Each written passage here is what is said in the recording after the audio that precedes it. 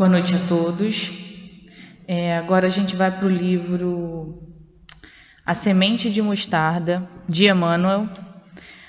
A lição é a lição número 12, o instinto e a inteligência. A controvérsia prosseguia. Alfredo e Pirilo, dois amigos dedicados ao estudo da filosofia, permaneciam horas inteiras dialogando sobre a função da alma humana. Qual teria sido a primeira força a desdobrar-se na criatura recém-criada pela sabedoria divina? A inteligência ou o instinto? Alfredo admitia que a inteligência teria tido prioridade, enquanto Pirilo acreditava que o instinto teria sido o começo das tarefas evolutivas da alma humana. O primeiro exaltava os méritos da razão, filha da inteligência, e o segundo se reportava ao instinto como sendo o agente da natureza que operava lentamente, preparando o caminho para o discernimento, e muitas vezes Pirilo justificava o seu ponto de vista, acentuando. Do instinto para a inteligência, a estrada é longa a percorrer. De forma em forma ou de experiência em experiência, o instinto vai despindo a própria inferioridade ou perdendo os impulsos selvagens até conquistar a inteligência que o conduzirá ao discernimento e à razão.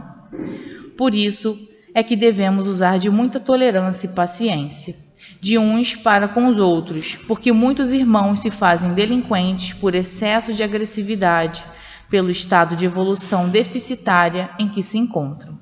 Alfredo ouvia, esboçando gestos de incredulidade, até que um dia propôs ao amigo: façamos uma experiência em que provarei a você que a educação cultivada pela inteligência dispensa todas as afirmativas que colocam o instinto na base do processo evolutivo.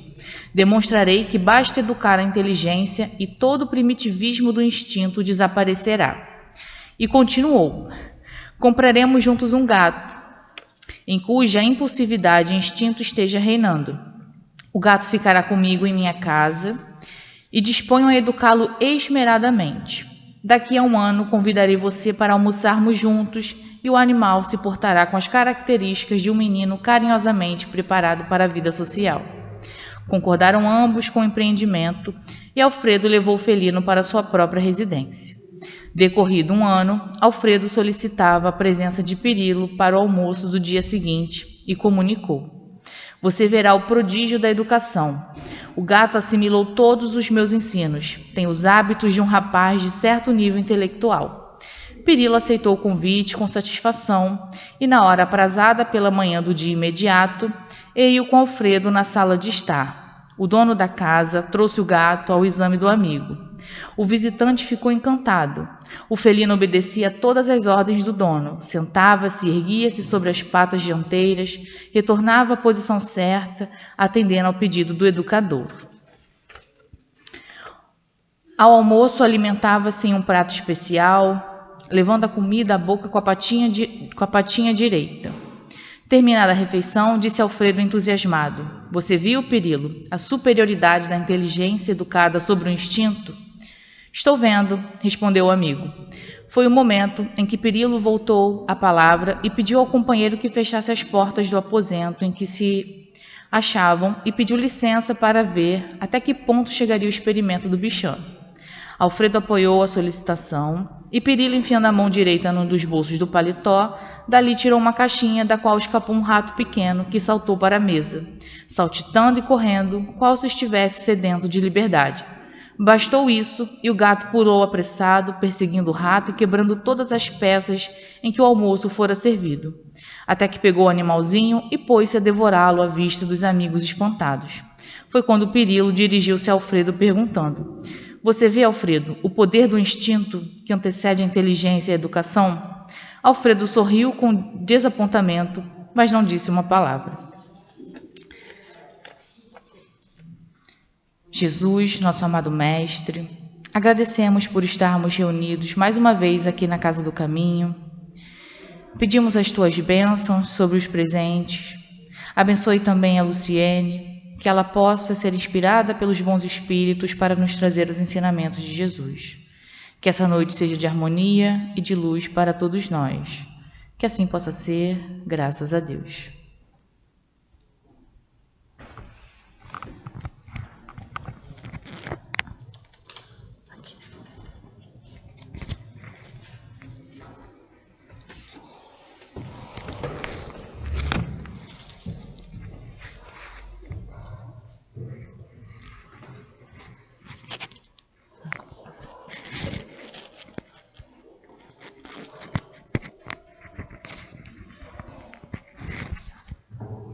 Boa noite a todos. Tá funcionando isso? Tá. Vamos lá. Bom, gente, boa noite. Então, hoje a gente vai trabalhar o Livro dos Espíritos, da questão 71 a 75, onde Kardec vai conversar com a gente sobre instinto e inteligência. Esse capítulo aqui da obra, ele vai trabalhar conosco o princípio vital, como a gente vem vendo as semanas, e esse é o último tópico que ele trabalha, que é sobre instinto e inteligência. E a gente percebe aqui pela natureza das questões que ele não define, ele está querendo saber a origem, né? Da onde que vem, se vem do princípio vital, está fazendo uma relação do princípio vital com o instinto. Então, antes de entrar nas questões, nós vamos lá na Gênese, porque ele aprofunda essa questão do instinto e inteligência justamente na Gênese, tá? Está no capítulo do bem e o mal. E a primeira coisa que chama a atenção da gente é por que Kardec inseriu esse estudo acerca do instinto e da inteligência no capítulo sobre o bem e o mal, né? Isso já mostra para a gente que na inteligência vai ter alguma interferência aí, nossa, né? De uso de livre-arbítrio. Mas vamos lá nas definições. Ele começa trabalhando o instinto, né? Ele quer saber a diferença, né, que existe entre um e outro. E aí ele mesmo desenvolve para nós, ó. O instinto é força oculta que incita os seres orgânicos a atos espontâneos e involuntários, tendo em vista a sua conservação.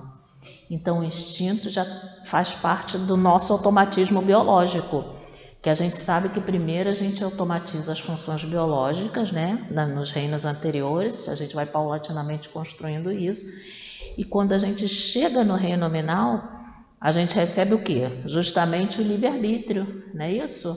Livre-arbítrio e a vida moral, a gente só conquista quando adentra ao reino nominal. Porque nós também sabemos que como é que Kardec trabalhou essa questão dos reinos. A gente aprende lá na escola os 3 reinos, né? O reino mineral, o reino vegetal, o reino animal. Kardec propõe para os espíritos essa pergunta: está satisfatório? Do ponto de vista da matéria, sim. Mas do ponto de vista do espírito, a gente dá mais um passinho. A gente adentra o reino nominal.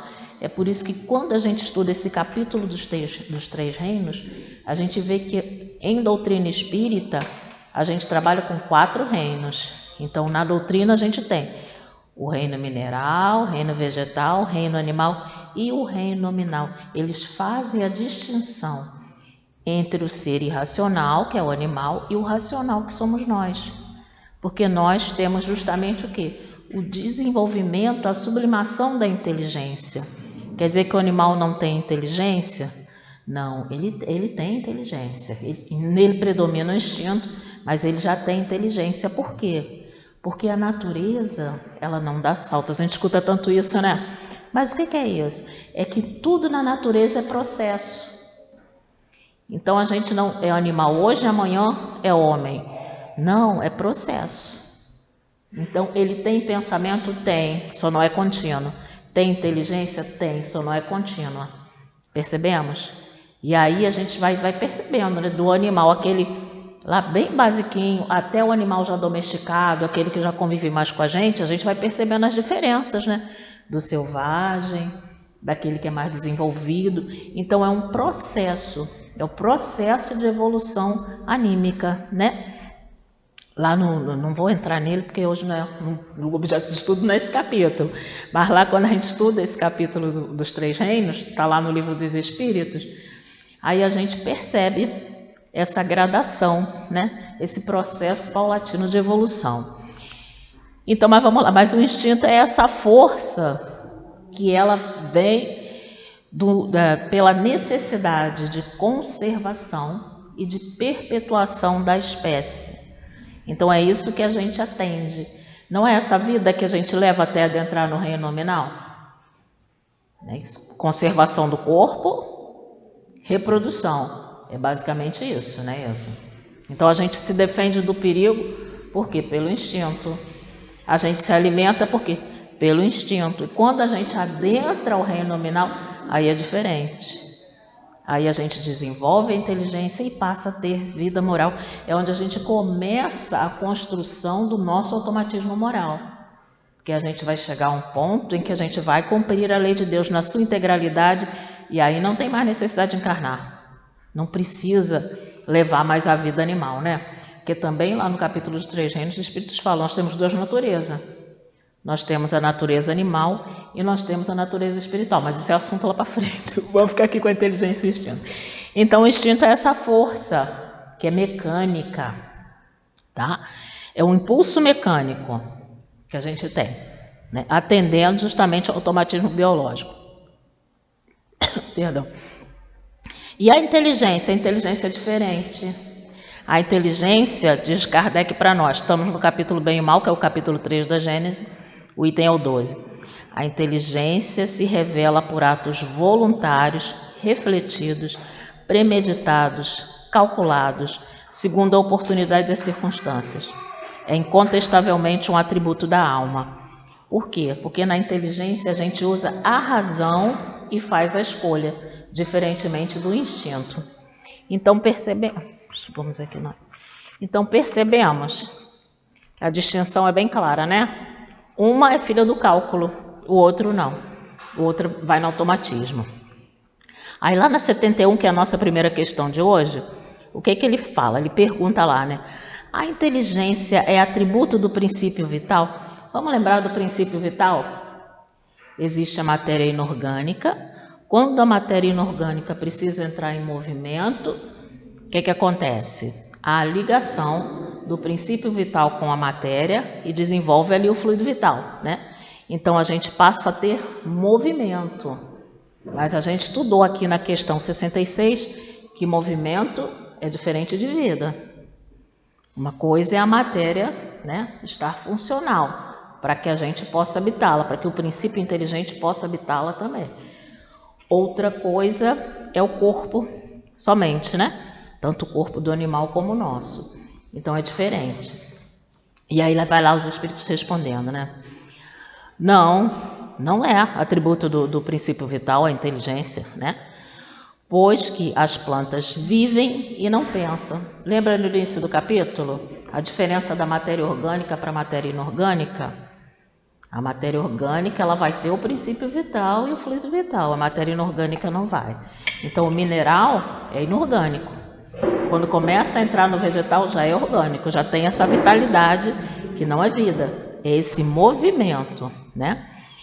Então ele fala, pois as plantas vivem e não pensam.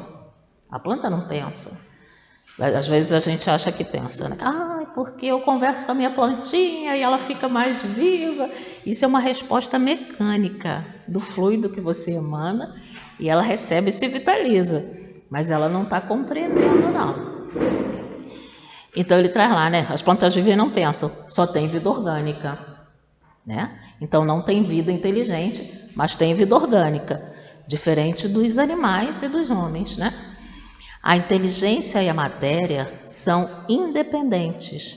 A gente tá, para nós que somos espíritas, isso é bem tranquilo, né? A gente faz bem essa distinção. Uma coisa é o princípio material, outra coisa é o princípio inteligente. Eles têm a mesma origem? Kardec conversa sobre isso também, é uma das questões que a gente até já estudou, que é lá do começo. O que é que ele diz para nós? Nós não sabemos ainda. É aquele tipo de coisa que a origem das coisas a gente ainda não pode saber. Os espíritos falam, precisa mais um tempinho, precisa mais conhecimento, não é o momento. Então, lá para frente a gente vai entender a origem, né, dessas coisas. Mas ele fala, como se apresentam de maneiras distintas o princípio inteligente e o princípio espiritual, nós vamos considerar 2 princípios. Mas a verdade é que, mas ele deixa isso bem claro, tá? Isso é conceito. Todo mundo que constrói uma doutrina Ele define os conceitos. Então ele define dessa forma por quê? Porque se apresentam de maneiras diferentes, não foram os espíritos que revelaram. Que os espíritos disseram, isso aqui você não pode saber ainda. É triste quando tem essas questões, né? Tem que esperar. Então a gente vai ter que ter a paciência de esperar para entender. Quem é que confirma que a origem é a mesma? Emmanuel, na obra Emmanuel. Lá no finalzinho da obra Emmanuel ele fala isso. Né? Ele tem uma obra do Emmanuel que chama Emmanuel, Psicografia do Chico também. Ele fala que a origem é a mesma. E se a gente for pensar na questão 540, a gente vai ver lá, né? Que o homem progride do átomo ao arcanjo, que por sua vez também começou por ser átomo. Aí dá para desconfiar, né? Mas para que a gente vai fazendo especulação? Não dá para saber ainda, não dá, não tem revelação ainda, não tem. Vamos aguardar. Até porque o critério de Kardec para considerar princípio da doutrina é justamente a concordância universal. Então não houve esse movimento de concordância universal quanto a isso, foi só um espírito confiável, médium confiável, mas que a gente precisa esperar o tempo. É outro momento da doutrina lá para frente, né? Mas então ele fala lá, são independentes. Isso para nós espíritas é bem tranquilo, né? Até porque o espírito sobrevive sem o corpo, né? A gente sabe disso. A nossa própria doutrina foi trazida por espíritos, que já não tem corpo físico, né? Ele tem lá o corpo fluídico dele. Então ele fala lá, portanto, um corpo pode viver sem inteligência, mas a inteligência, só por meio dos órgãos materiais, pode manifestar-se. Então, a gente, para se manifestar, precisa do corpo físico. Por isso é que os espíritos desencarnados, quando eles precisam se manifestar, eles precisam do quê? Usar o corpo do médium, usar o fluido do médium. Então, a gente quando está desencarnado não tem como se manifestar sem o fluido material ou o próprio corpo do médium que empresta, né, por sua vez, seu corpo para eles. Então ele vem trazendo para nós, né?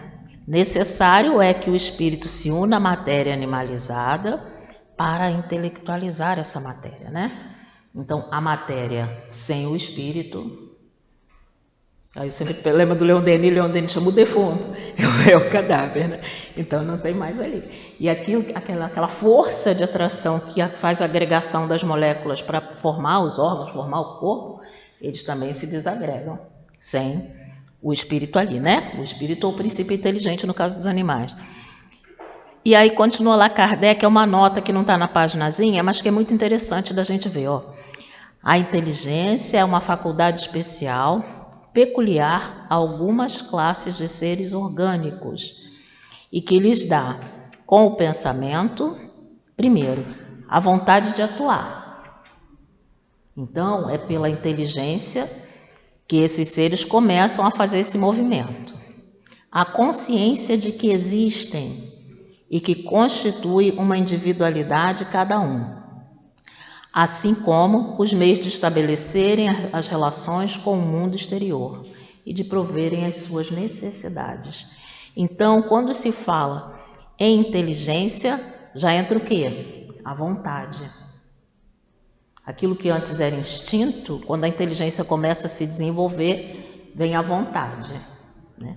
A gente não está mais respondendo a uma necessidade biológica. Aí já entra a vontade. E eu tenho que lembrar do Leon Denis quando ele nos diz que a vontade é a maior potência da alma. Né? E aí Kardec vai fazer lá no final desse capítulo da Gênese uma relação entre a vontade e a paixão, mas que a gente não vai entrar nisso hoje, que também não é assunto hoje. Mas é muito interessante, gente. Depois que vocês tiverem a curiosidade, vai lá na Gênesis, dá uma lidazinha nesse trecho do capítulo, no capítulo todo também vale a pena, mas esse trecho é muito, muito interessante. E é muito belo, porque como os espíritos vão já dizer para nós que nós não podemos ainda ter acesso à informação da origem do instinto e da inteligência, ele elabora hipóteses. E a mais bela delas é que o espírito vem diretamente de Deus, mas já a gente entra nisso. Mas vamos lá. Então, continua ele lá na nota. Podem distinguir-se assim. Primeiro, os seres inanimados constituídos só de matéria, sem vitalidade nem inteligência, são os corpos brutos. É o mineral. O mineral não tem fluido vital, não tem princípio inteligente.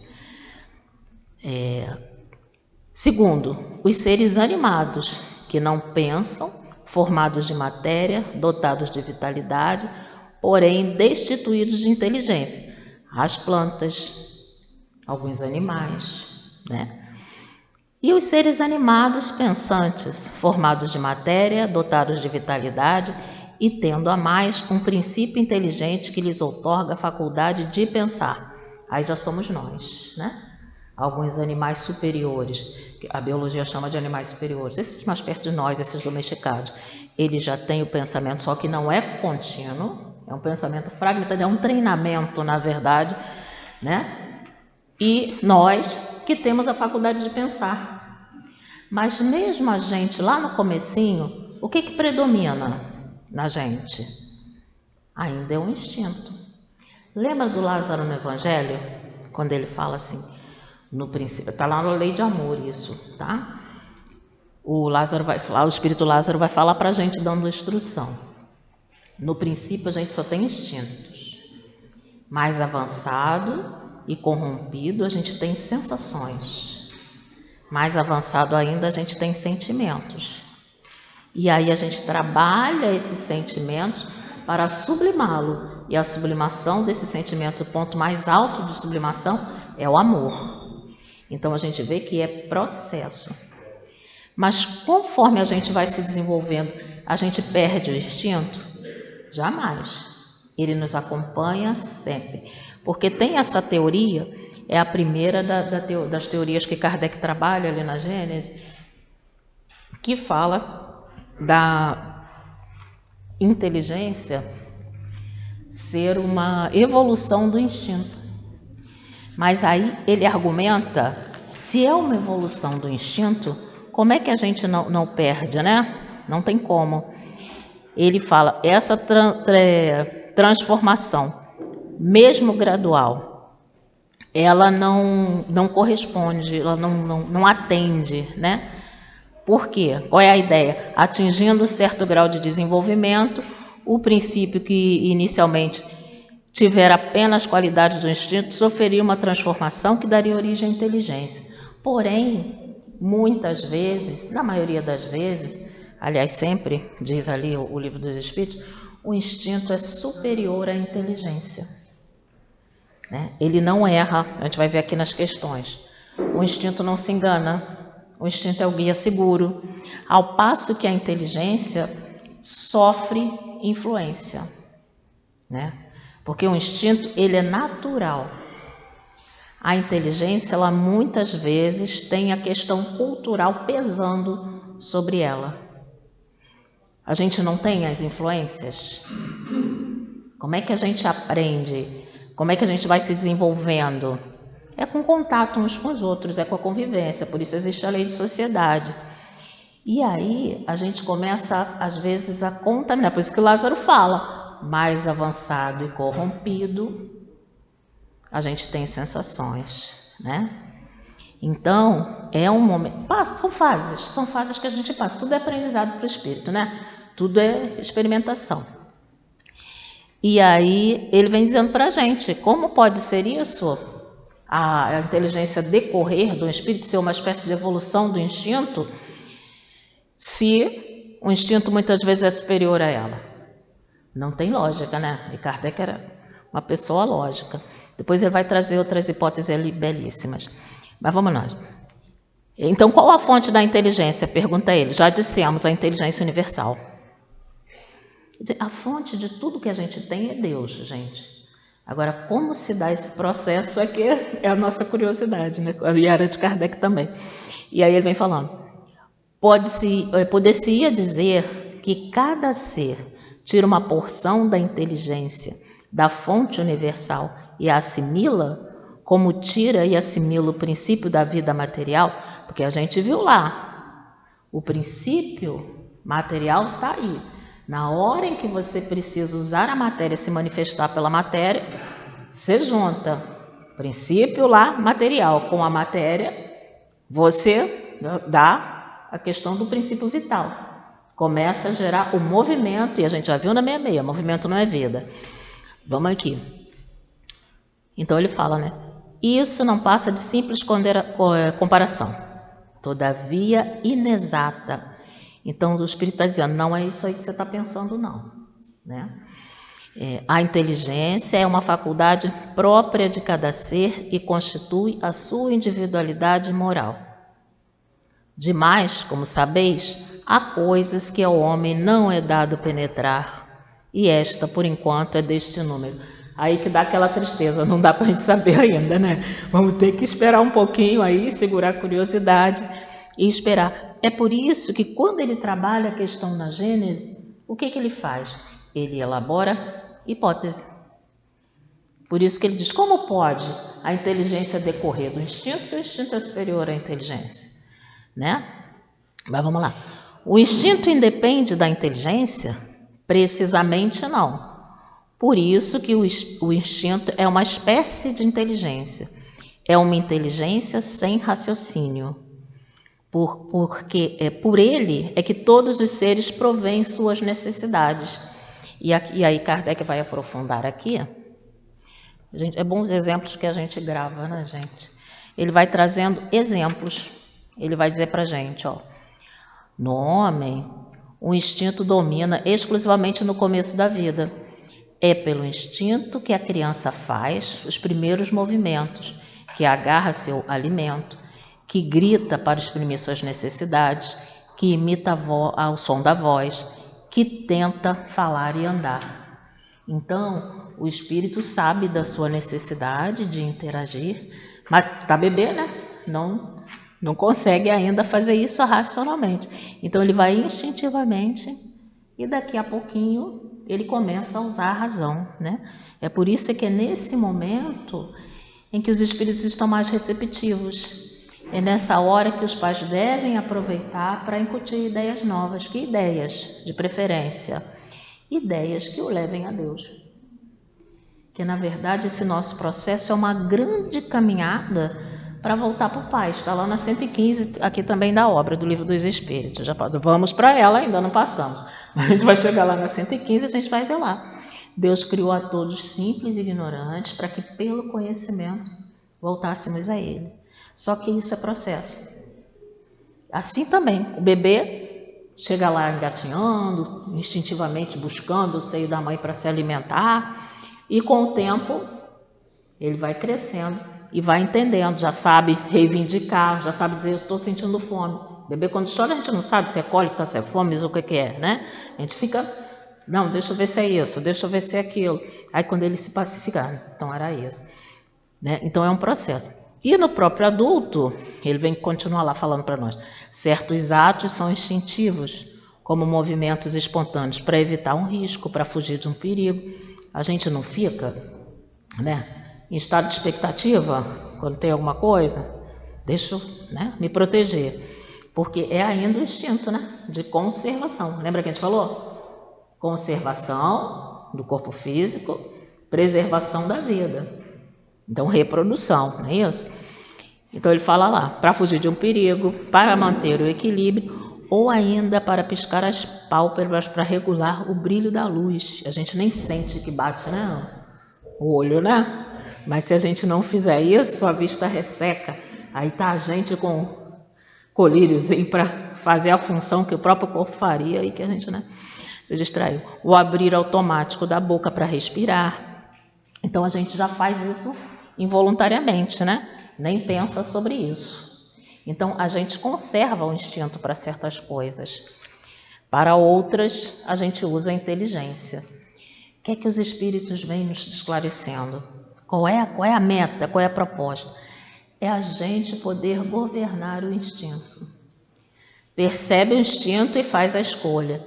Então, a gente já viu que são duas coisas diferentes. Porque a inteligência, ela não anula o instinto, ele permanece. A gente nunca perde o instinto. Mas a gente atende sempre ao instinto. Nessa hora de perigo, geralmente, né? A gente tem lá o instinto. Mas todo mundo reage da mesma forma? Do mesmo jeito? Vamos trazer uma situação prática. Aí tem um assalto e ali em vista. Vai ter aquele que vai correr, vai ter aquele que vai querer enfrentar o ladrão, não é isso? Então, o que é isso? O instinto grita, se protege, mas cada um já com a inteligência vai escolher o que vai fazer. Porque a gente tem livre-arbítrio? Tem livre-arbítrio. A gente não tem uma história cultural aí de construção? Então, tudo isso participa desse processo. Mas vamos lá. Então, ele vem perguntando lá, né? O instinto independe da inteligência? Precisamente, não, porque o instinto é uma espécie de inteligência, é uma inteligência sem raciocínio. Você não pensa, você pega e faz. É por isso que eles falam, depois a gente vai ver lá para o finalzinho da lição, a proposta é a gente governar o instinto, tá? Porque nós somos seres essencialmente racionais. Mas a gente também não traz a razão construída. A gente vai desenvolvendo a razão, vai aprendendo a bem usar, né? Mas vamos nós. Pode estabelecer-se uma linha de separação entre instinto e inteligência? Isso é, precisar onde um acaba e onde começa a outra? De que utilidade teria isso, né, gente? Mas Kardec tem essa curiosidade que ele pergunta. Não. Porque muitas vezes se confundem, a gente tem dificuldade de distinguir, né? Mas muito bem se pode distinguir os atos que decorrem do instinto dos que são da inteligência. Então a inteligência fica bem marcada, dá para perceber quando só tem inteligência. Por quê? A gente já viu aqui. A inteligência é filha do cálculo, do raciocínio, da escolha, que muitas vezes contraria o instinto, né? Então a gente já sabe que a inteligência passa pela razão, diferente do instinto, né? Que é automático, né? É uma reação automática. Está dentro do automatismo biológico. Aí lá na 7.5, é acertado dizer que as faculdades instintivas diminuem à medida que crescem as intelectuais? Não. O instinto existe sempre, mas o homem o despreza. O instinto também pode conduzir ao bem. Ele quase sempre nos guia e algumas vezes com mais segurança do que a razão. Nunca se extravia. É por isso que Kardec refuta aquela tese de que o instinto seria a inteligência seria um aperfeiçoamento do instinto.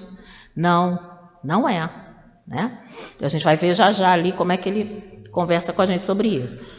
Porque nem sempre é guia infalível da razão. Seria infalível se não fosse falseada pela má educação. Olha a questão cultural aí, alterando a questão natural. Né? Que o ideal é que o cultural fosse, né, par e passo com o natural. Mas aí, vamos lá com ele, que ele começa a bater na gente. Então, ela é falseada por quê? Pelo orgulho e pelo egoísmo, que são os nossos dois problemas, né? As nossas duas grandes complicações. Kardec pergunta para os espíritos qual é a nossa maior dificuldade, o orgulho ou o egoísmo. Qual o problema do orgulho? A gente acha que sabe tudo, acha que é melhor que o outro, acha que merece mais do que o outro. Então, causa dificuldade nas relações, né? E o egoísmo, a gente só quer tudo pra gente. Tem água aqui, não? A questão do egoísmo, a gente quer tudo pra gente. Então, e a proposta de Deus para nós é de fraternidade. E aí são sentimentos contrários, né? Obrigada, querida.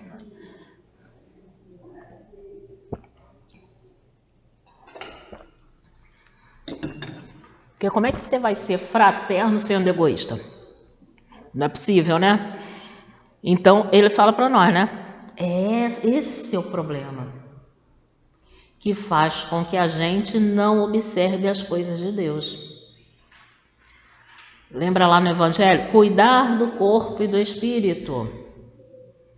Então, o instinto, ele está ali gritando, mas a gente atende ao instinto? Nem sempre, né? Que a gente faz a escolha, ter livre-arbítrio, por conta, dizem os espíritos, do egoísmo e do orgulho. O instinto não raciocina. A razão permite a escolha e dá ao homem o livre-arbítrio.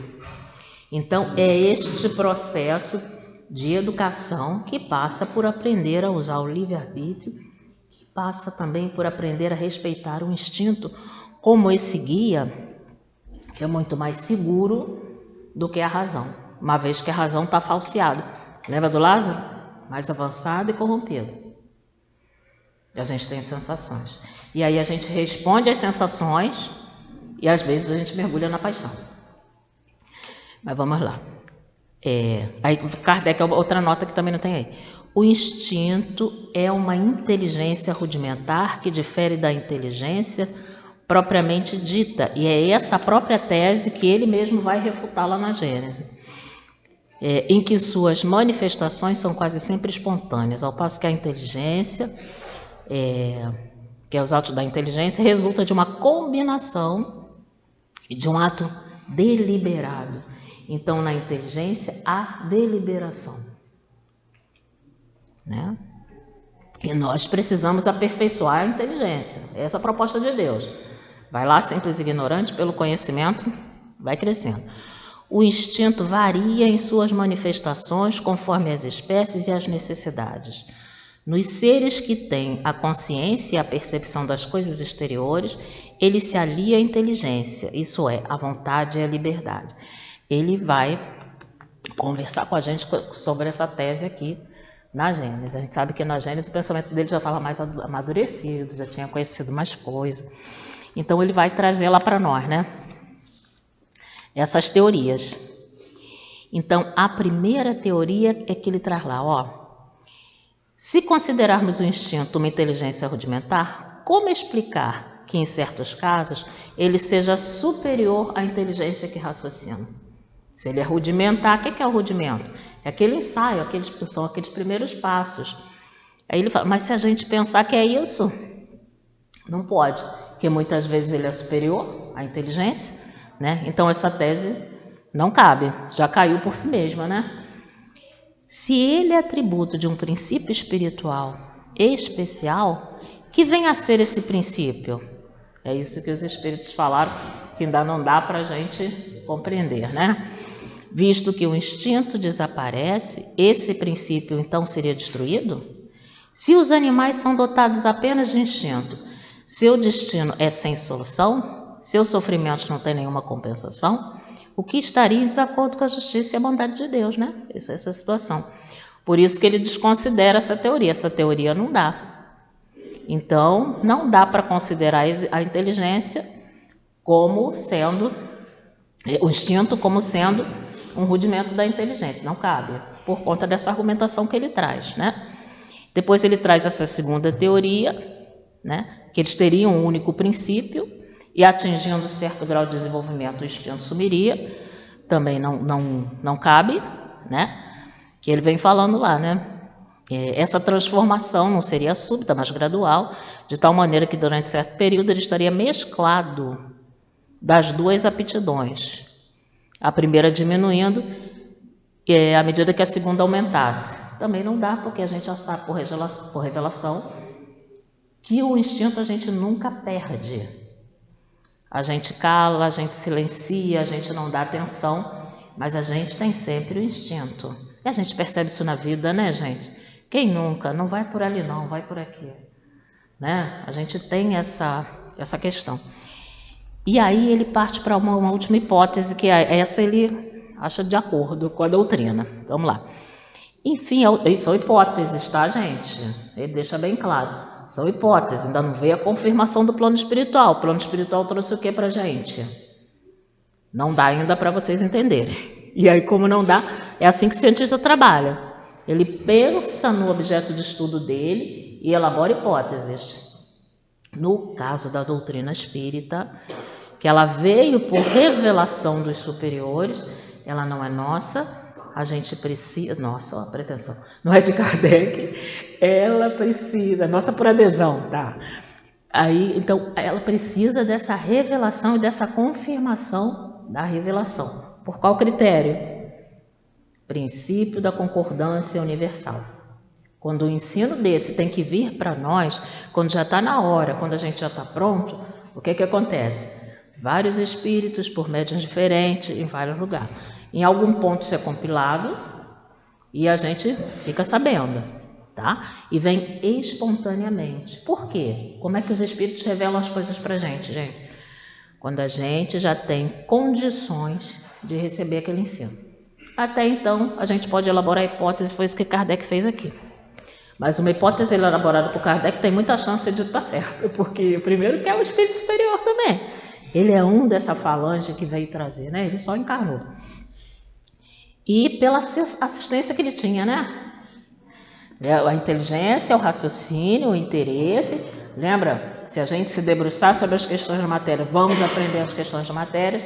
Se nos debruçarmos sobre as questões, vamos aprender as questões do espírito. Por quê? É da lei que a gente aprenda tudo. Ministro de Deus em potencial. Cada um de nós. Olha a enormidade disso, né? Então, por isso está lá no Livro dos Espíritos, salvo engano, 626. Se debruçando sobre as questões da matéria, vamos aprender. Nos debruçando sobre as questões dos espíritos, vamos aprender. Então, é a gente que escolhe. A gente sempre vai aprender, porque é da nossa destinação. Mas vamos nós aqui. Então, essa última tese, que é a mais bela, né? Ele vem trazendo lá para nós. Ó. Enfim, a última hipótese, que em suma se alia perfeitamente à ideia da unidade do princípio, ressalta do caráter essencialmente previdente do instinto e está de acordo com o que o Espiritismo nos ensina no tocante às relações do mundo espiritual com o mundo corpóreo. A gente também vai estudar mais na frente, voltar a estudar, né? Porque a gente está sempre voltando para o início da obra, mas lá na frente, quando chegar na 459, a gente vai ver lá. Influem os espíritos nos nossos pensamentos e atos? Não raro nos dirigem. Então, há uma influência muito grande dos espíritos junto a nós. Mas essa influência é oculta para que a gente pense, né, que tomou a decisão e tenha certeza. E no final das contas a gente toma, porque eles influenciam. Nem sempre a gente obedece, né?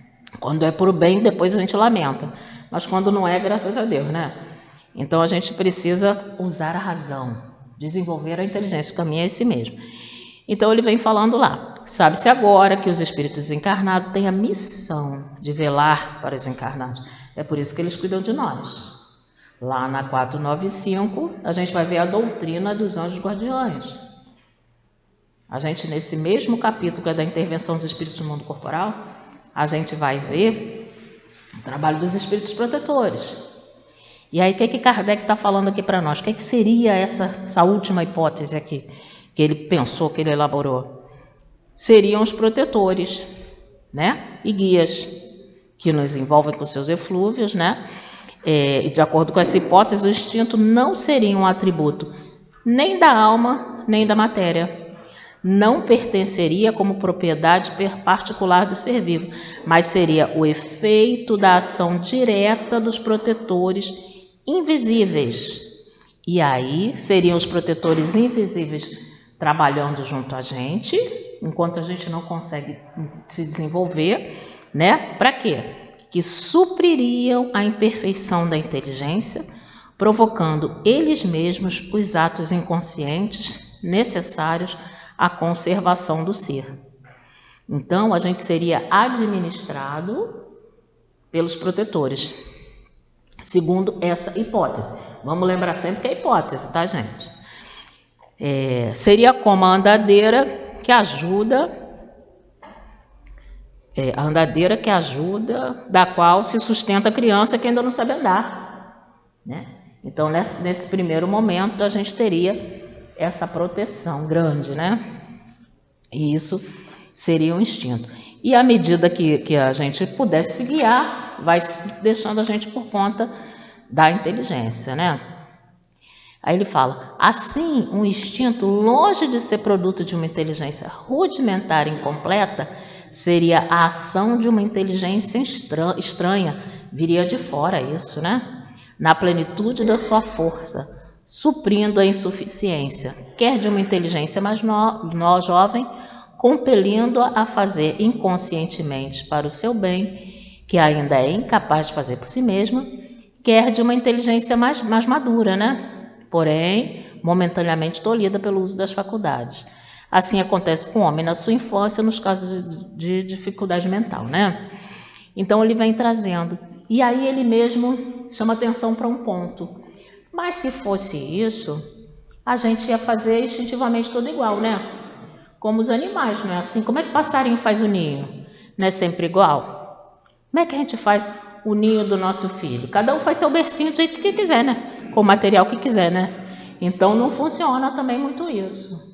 Porque se fosse dessa maneira que ele está falando, como é que se explica o instinto ser igual? Tem perigo, quero fugir. Né? Isso sem a interferência da inteligência.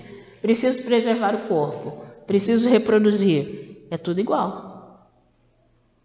E aí é onde ele argumenta que esse instinto teria vindo diretamente de Deus. Porque há uma uniformidade na reação instintiva. Diante do perigo, todo mundo quer se proteger, cada um do seu jeito por causa das questões culturais. Mas o fato de se proteger ou se defender é o mesmo. Então, o objetivo é preservar a vida, né? Então, ele vem dizendo essa uniformidade de resultado das faculdades instintivas é um fato característico que implica forçosamente na unidade da causa. Se é sempre do mesmo jeito, diante do perigo procuro proteção, diante do risco da minha vida procuro abrigo, não é isso? Então é sempre igual, é o que ele vem falando para nós. E aí ele vem dizendo, a gente pode deduzir daí, dentro dessa hipótese, que a gente deve essa influência ao próprio Criador. Então seria Deus atuando diretamente sobre as suas criaturas. Eu fiquei muito bestinha quando eu li isso aqui, porque, imagina, tomara que seja essa hipótese verdadeira, né? A gente está assim, juntinho de Deus, né? Tá reagindo com a influência direta do Pai, né? Ele fala, né? A maneira pela qual se pode conceber a ação providencial se imaginarmos todos os seres penetrados no fluido divino, então a gente não sabe quem está mergulhado no fluido cósmico universal? Então, segundo essa hipótese dele, aí seria justamente através desse fluido que o Pai governaria os nossos instintos, né? Até a gente ter essa independência da inteligência para começar a treinar o livre-arbítrio, né? O uso do livre-arbítrio. Aí eu gostei dessa tese, eu achei a mais bonita. Não sei você, depois leiam lá, ver se vocês não vão se apaixonar também.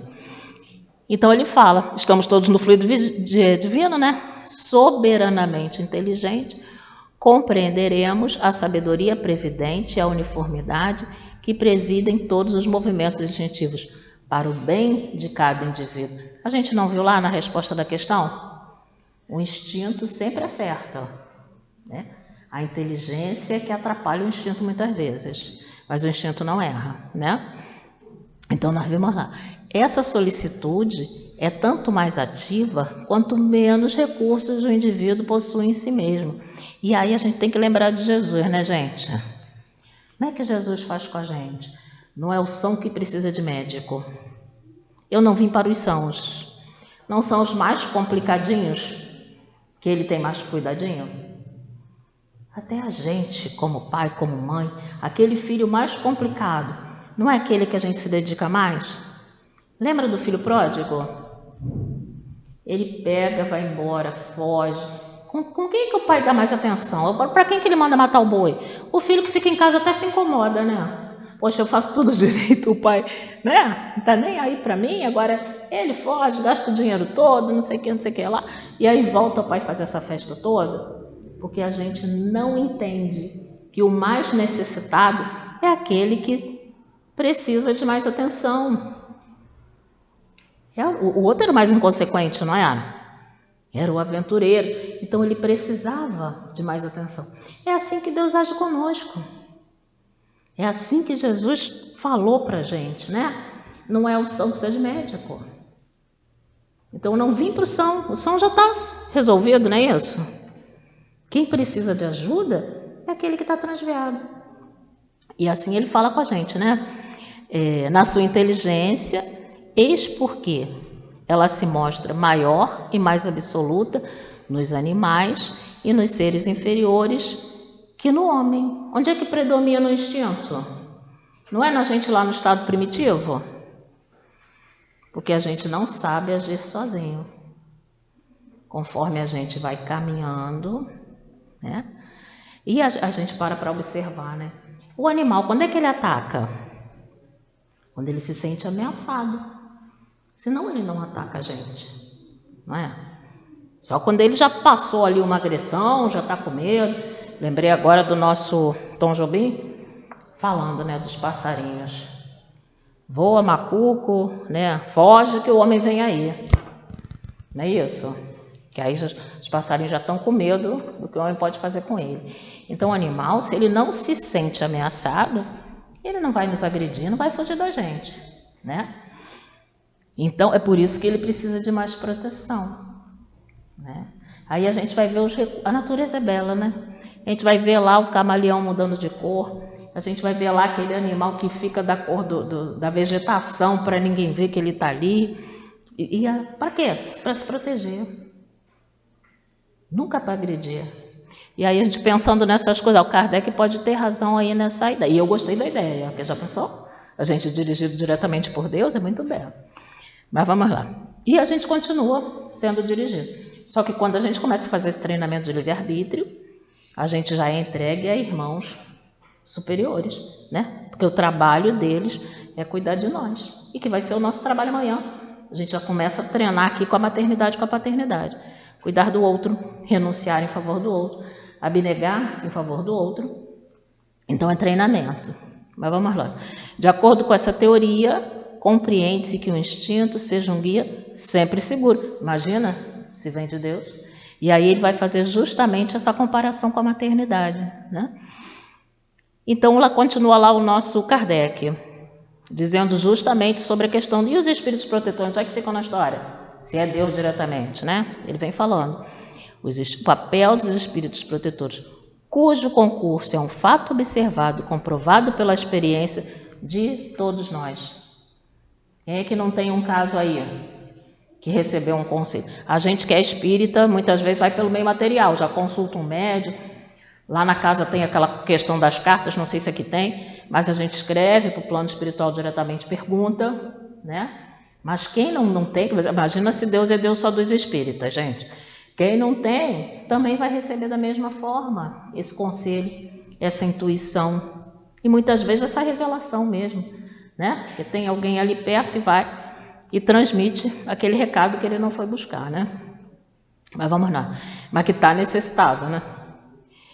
Então ele vai lá, essa teoria não anula absolutamente o papel dos espíritos protetores, cujo concurso é um fato observado e comprovado pela experiência. Entretanto, deve-se notar que a ação desses espíritos é essencialmente individual. Por isso que ele lançou lá aquele argumento.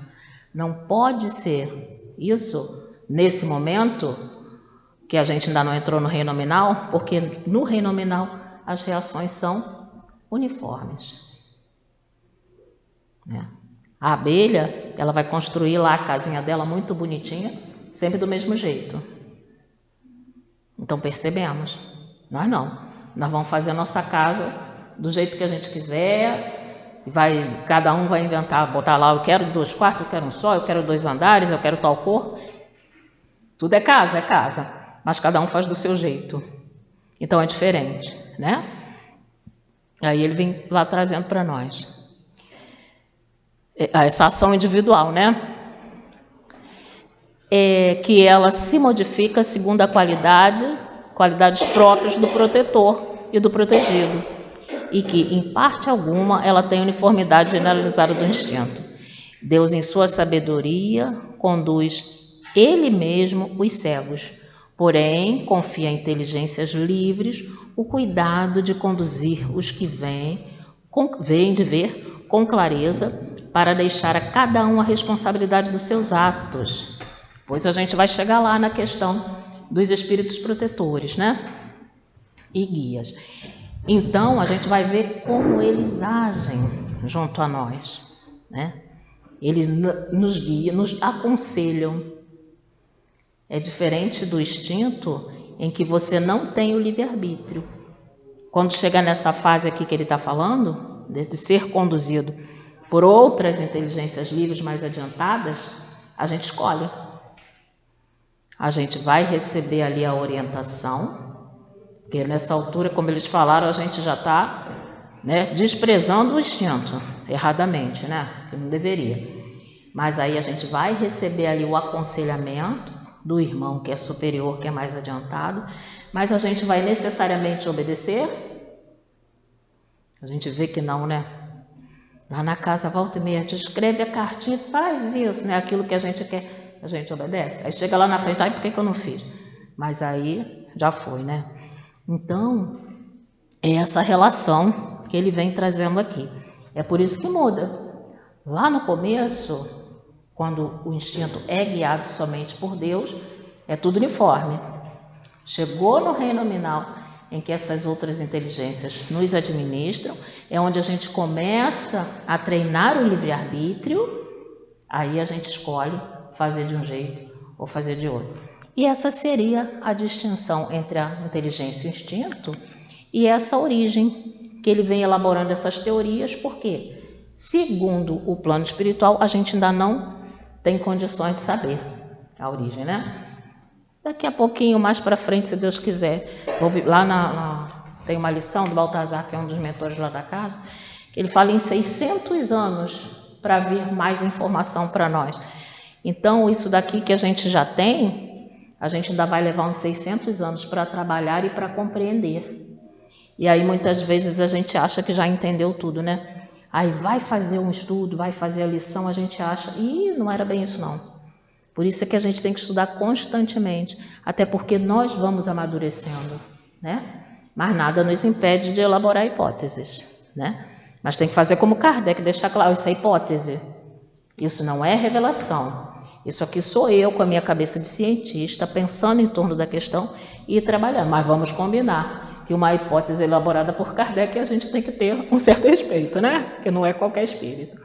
Então, meus queridos, era isso. Quero agradecer a cada um de vocês pela atenção, agradecer a casa pelo convite e vamos orar a Jesus para que a gente consiga se desenvolver para poder ter acesso a essas informações. Graças a Deus.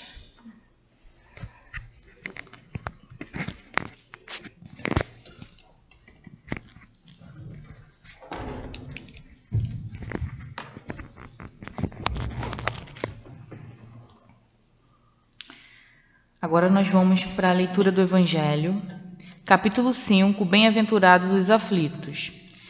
E é o item 4 e o item 5, Causas atuais das aflições. Como são itens muito longos, eu vou ler só o item 4. E aí vocês podem continuar o estudo nos seus lares, ok?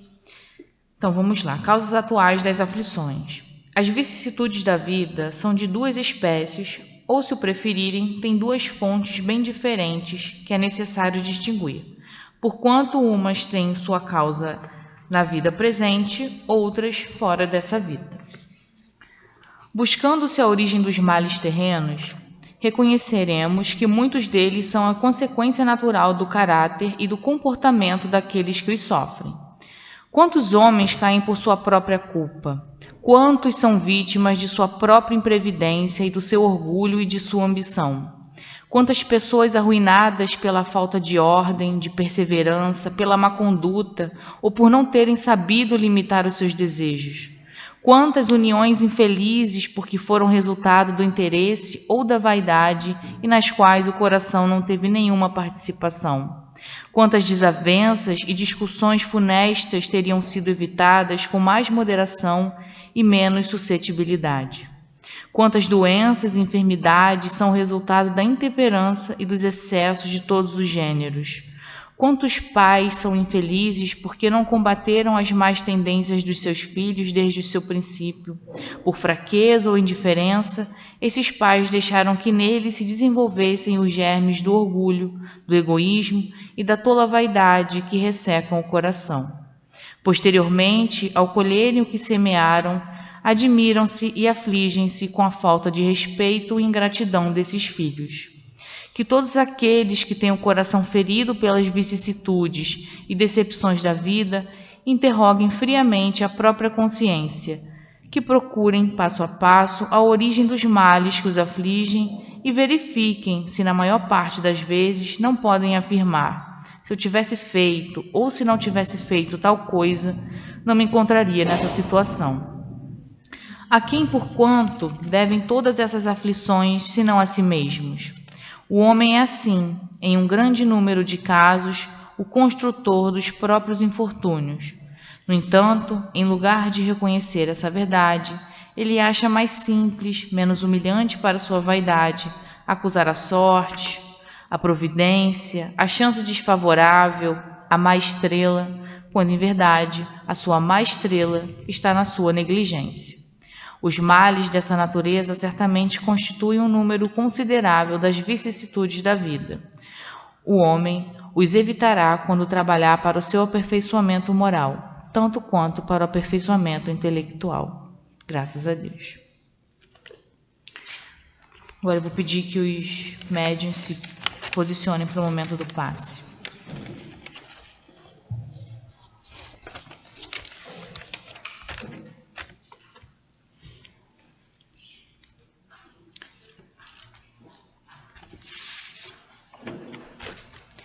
Deus nosso Pai, Jesus nosso divino médico e mestre amado, queridos benfeitores espirituais, rogamos as vossas bênçãos de amor, de paz, de equilíbrio e de cura para todos nós que aqui nos encontramos. Que os bons amigos espirituais nos encontrem em nossos corações a receptividade, a confiança e a sincera disposição para o bem, permitindo que possamos receber os recursos espirituais de que necessitamos. Que esse momento de paz seja de renovação, fortalecimento e esperança, auxiliando-nos no equilíbrio do corpo, da mente e do espírito, de acordo com a vontade divina. Que seja em teu nome, Jesus, em nome dos bons espíritos e, acima de tudo, em nome de Deus, nosso Pai, que damos início ao momento do passe. Graças a Deus. O Evangelho nos convida à autorreflexão. É muito natural, diante de uma dificuldade, procurarmos um culpado ou perguntarmos por que aquilo aconteceu conosco. Mas esses ensinamentos nos mostram que muitas vezes a resposta está nas nossas próprias atitudes. Isso não significa que todo sofrimento seja nossa culpa. A própria doutrina espírita ensina que existem aflições que têm outras origens. Porém, nesse capítulo, Kardec nos chama a atenção para aquelas dificuldades que nós mesmos criamos, quando agimos com orgulho, com impaciência, com egoísmo, imprudência ou a falta de equilíbrio. O mais importante é entender que Deus não nos castiga. As consequências das nossas ações são oportunidades de aprendizado. Assim como uma criança aprende quando percebe o resultado de um erro, nós também amadurecemos espiritualmente quando compreendemos que cada escolha traz uma consequência. Em vez de perguntarmos apenas por que estou passando por isso, podemos perguntar o que essa situação pode me ensinar. O que eu posso mudar em mim para não repetir os mesmos erros? Quando fazemos esse exercício com sinceridade, damos um passo importante no nosso crescimento espiritual. E o Evangelho termina trazendo uma mensagem de esperança. Mesmo quando percebemos que erramos ou que perdemos oportunidade, Deus nunca fecha as portas para o recomeço. Pela sua infinita misericórdia, sempre teremos novas oportunidades de aprender, de reparar nossos erros e seguir em frente. Que antes de procurar mudar o mundo ou as pessoas ao nosso redor, procuremos melhorar nós mesmos. É essa transformação interior que nos aproxima de Deus, nos fortalece diante das dificuldades e nos ajuda a construir uma vida mais tranquila, mais feliz e mais cheia de paz. Que assim seja, graças a Deus.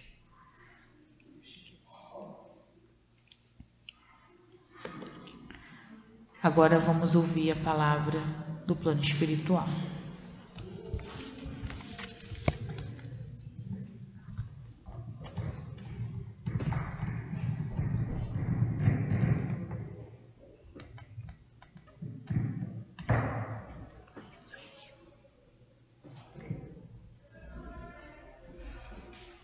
diante de toda a lição que foi trazida na noite de hoje, sobre a reflexão dos nossos atos, que nós possamos avaliar a cada dia como Santo Agostinho nos ensinou. Refletir se ninguém tem nada contra nós, se causamos a aflição ou mal a alguém, se fizemos todo o bem que podíamos. São pequenas coisas, mas que, se nós formos avaliar, têm uma grande importância. Porque nós refletimos aquilo que somos.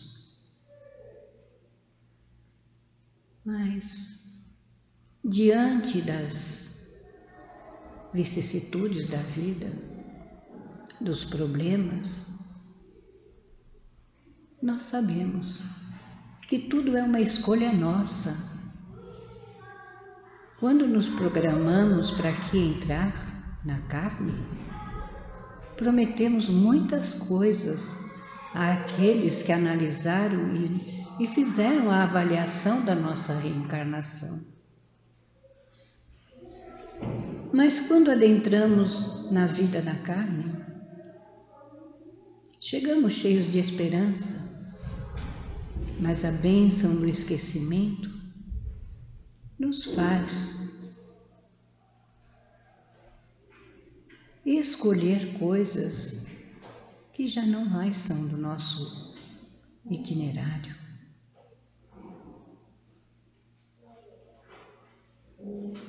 Porque as promessas foram muitas. Mas quando mergulhamos na carne, vamos fazendo escolhas no nosso caminhar e nem sempre são as certas e as necessárias.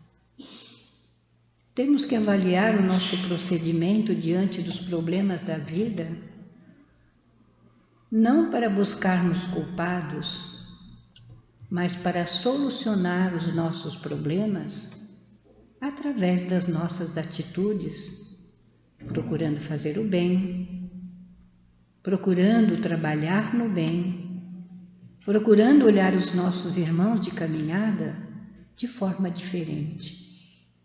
Porque todos nós somos individualidades e cada um traz a sua história, a sua trajetória.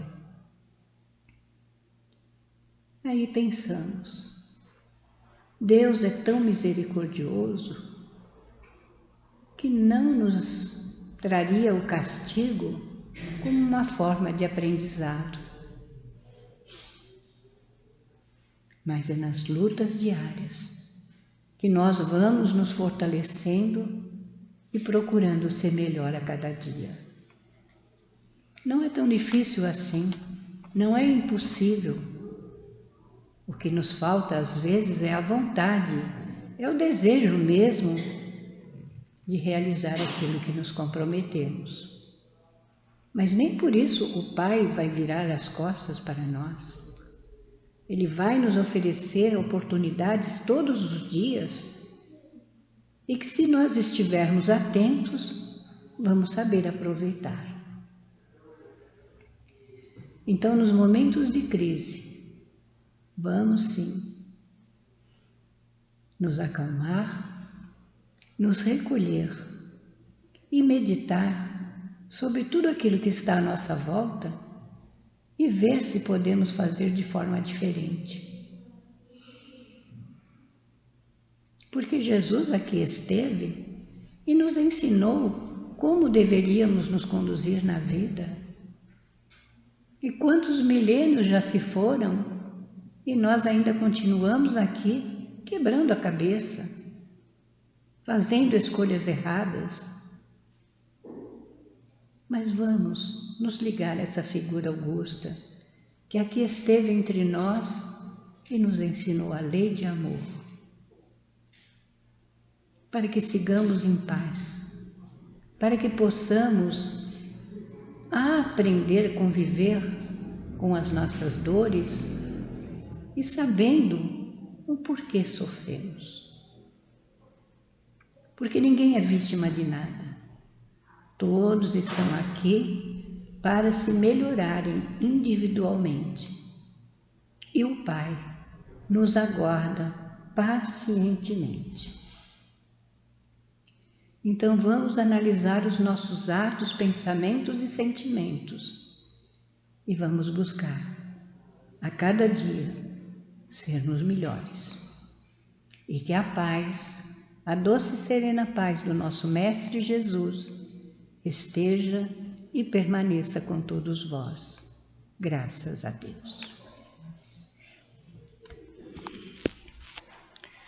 Jesus, nosso amado Mestre, agradecemos pela palestra e pelos ensinamentos recebidos. Que tudo que ouvimos aqui nos ajude a refletir, fortalecer a fé e buscar a cada dia o caminho do bem. Que a tua paz permaneça conosco hoje e sempre. Que seja em teu nome, em nome dos amigos espirituais e, acima de tudo, em nome de Deus, nosso Pai, que possamos terminar a nossa prece e a reunião da noite de hoje. Que assim possa ser, graças a Deus.